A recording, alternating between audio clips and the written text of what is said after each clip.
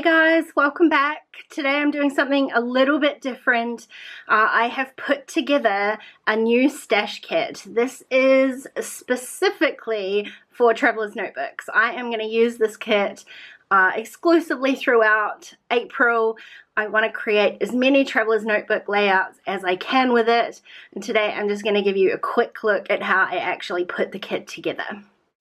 So if you saw my last stash kit video where I made a stash kit for Project Life, you'll know I started with a 6x6 paper pad and based my kit off that.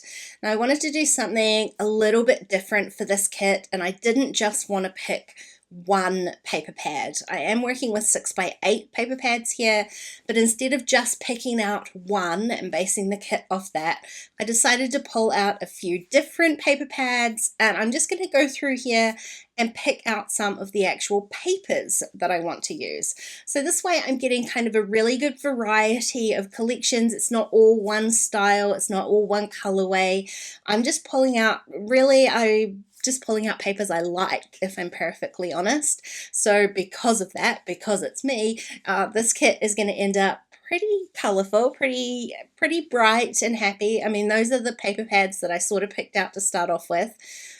Feel free to just pick out the styles that you think are going to be the easiest for you to work with. That's generally what I go with when I'm picking out a stash kit. I want this kit to be kind of, I don't know, Marie Kondo style. You know, it should bring you joy. I want it to bring me joy using this kit. So I'm picking out a few papers, lots of bright and colorful ones. I am going to attempt to add in a couple of more neutral kind of papers. So I have got a couple of leopard prints, and yes, I'm counting leopard print as neutral.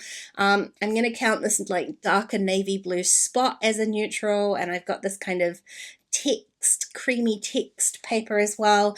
Just having some of those neutrals in there is going to offset some of those brighter colors and just make paper combinations a little bit easier. That's kind of the general rule that I was going with.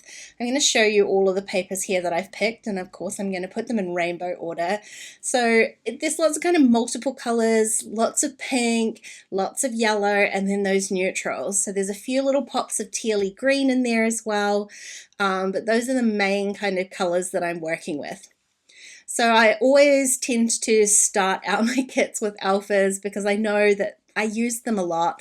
Every page that I do is pretty much going to have a title. It's either going to be stamped or it's going to have alphas. So I'm picking out some alphas that kind of coordinate with the colors of those papers that I've picked out. So I've got a couple from a Citrus Twist, a teal, a pink, and then a very old Dear Lizzie set that I'm counting as kind of yellow, but they are gold. So gold is going to be another kind of accent that I'm going to add into this kit. You can see there's one gold foiled paper in there, and that was kind of where I got this metallic from. So I'm going with gold rather than silver or any other kind of metallic in there. And I also pulled out some white alphas. So there's a super old Kelly Perky alphas from Simon Says Stamp. A lot of this is like trying to use up my stash, so I want to use up some of these older bits and pieces. I've got this white, so that kind of goes to the neutral end of my kit, plus I'm never not going to use white alphas. I think the trick to these stash kits is being really aware of the products and the types of things that you like to use in your projects. I know I like to use tiny word stickers, so I'm going to add a couple of sheets in there. I know I really like puffy stickers. I'm not as fond with like chipboard in a traveler's notebook. It's a little bit thicker, so I'm going to stick with puffy stickers for this. I'm going to grab 3 sets. I'm not limiting myself in any way. This is not going to be necessarily a challenge to use. I want this kit to be fun to use, so I want to have a good choice of things. I've got a Citrus Twist set. I've got these gold stickers from LA Studios, and I have got a set from Pink Fresh Studio. So I'm using lots of different brands, but they have that kind of, to me it felt like a similar color scheme. There's all of the colors that are in my paper, plus I've got some reds, There's some blacks, there's some teals, blues. It's just a really colorful mix of styles and colors that's going to help me bring out some of those colors in the paper. And I know that these are really kind of generic stickers that I'm picking out because I don't know what the actual pages are going to be about in my traveler's notebook yet. So I want to keep things really simple for that. I'm not going to necessarily restrict myself to this kit. So if I want to add things in like stamps or maybe other embellishments, I'm definitely going to allow myself to do that. But I want to try and get a really good base to start off with. So I am grabbing 2 packs of die cuts, and honestly, both of these sets, one is from Citrus Twist, one is from Pink Fresh Studio. They have literally hundreds of die cuts in them, so I'm never going to use all of them. But again, I picked out the ones that kind of coordinate with the puffy stickers that I've picked, so at least I know I can get that kind of coordination going in there. And one other thing that I'm going to add to this kit that I don't often add to my kits is some washi tape.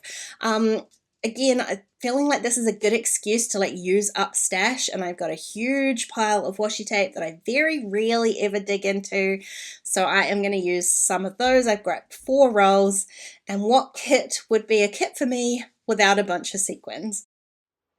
So now I've got my kit. It's a little bit larger than maybe what I had intended it to be, but I kind of think that's going to make things just a little bit easier for me.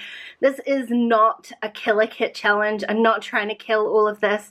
I just wanted to put together something that I could use, something bright, something colorful, something to cheer me up as we head into sort of darker winter days, and that will help me put my traveler's notebook together. Now, the traveler's notebook that I'm going to use this month is this one, so you can see it coordinates quite nicely with the kit.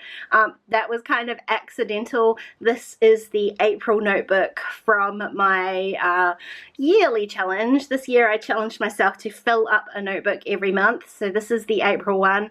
I already made the 12. They're not huge notebooks. I made them myself, as I make all of my notebooks, because they are so easy to make. I'm going to link a video up here, but I have multiple how to make notebook videos on my channel here. They are so easy. Honestly, you can customize the heck out of them. Make this however you want. As many pages, whatever paper, whatever cover. I promise once you make them, you'll be just as addicted as me and you will never buy them again. This is the one I'm using. This is the kit that I'm using. My first process video is going to be up tomorrow, so stay tuned for this month and how I use this kit. If you've got any questions, leave them below. I will try and link anything I can for you, but this is a stash kit, so lots of the stuff is no longer available. Whatever it is, I will pop in the description box for you. I highly encourage you to make your own kits. It's a great way to use your stash, which is one of my intentions in 2022, and I tell you, I'm getting there. I'm getting there, and I'm thoroughly enjoying rediscovering all of these treasures and how they work together. Thanks for watching today, guys. I will see you again very soon, in fact tomorrow. So don't forget to subscribe to my channel if you haven't already, and I will see you then. Bye.